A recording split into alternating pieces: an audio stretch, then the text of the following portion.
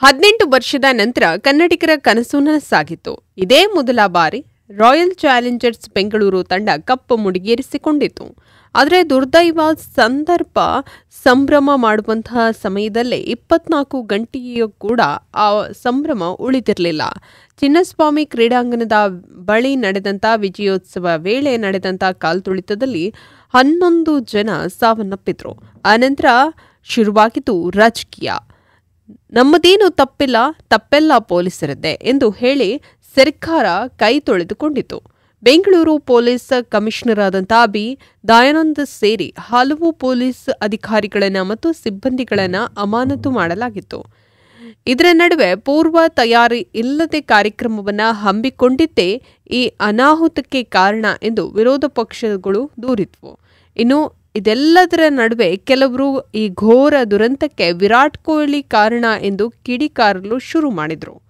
Social ಮೀಡಿಯಾದಲ್ಲಿ ಚರ್ಚೆ ಮಾಡೋದಲ್ಲದೆ ಕೊಹ್ಲಿಯನ್ನ ಕೂಡಲೇ ಬಂಧಿಸಬೇಕು ಎಂದು ಅಭಿಮಾನಿಗಳು ಪಟ್ಟನ್ನ ಹಿಡಿದರು. ಈಗ ಕೊಹ್ಲಿ ವಿರುದ್ಧ ಮಾತನಾಡುವವರ ವಿರುದ್ಧ ಮಾಜಿ ಸಂಸದೆ ಸುಮಲತಾ ಅಂಬರೀಶ್ ಅವರು ಕೆಂಡಕಾರಿದ್ದಾರೆ. ತಮಿಳು ಮತ್ತು ತೆಲುಗು ಚಿತ್ರರಂಗದ ಛಾಯಾಗ್ರಾಹಕ ಶಕ್ತಿ ಸವರ್ಣರ್ ಅವರ ಬರಹವನ್ನು ಹಂಚಿಕೊಂಡು ಕೊಹ್ಲಿ ವಿರುದ್ಧ ಕತ್ತಿ ಮಸೆಯೋದರನ್ನ ತರಾಟೆಗೆ ತೆಗೆದುಕೊಂಡಿದ್ದಾರೆ. ಒಂದು ದುರಂತವನ್ನು ಉಪಯೋಗಿಸಿಕೊಂಡು ವಿರಾಟ್ ಕೊಹ್ಲಿ ವಿರುದ್ಧ ತಮ್ಮ ಆಕ್ರೋಶವನ್ನು ಹೊರಹಾಕ್ತಾ ಇರುವಂಥ ಎಲ್ಲ ಮೂರ್ಖರು ಸಾಧ್ಯವಾದರೆ ಸಾಮಾನ್ಯ ಜ್ಞಾನವನ್ನು ಉಪಯೋಗಿಸಿ ಎಂದು ಹೇಳಿದ್ದಾರೆ. ಆತ್ಮಸಾಕ್ಷಿಗೆ ಅನುಗುಣವಾಗಿ ನಡೆದುಕೊಳ್ಳಿ ಎಂದು ಹೇಳಿದ್ದಾರೆ.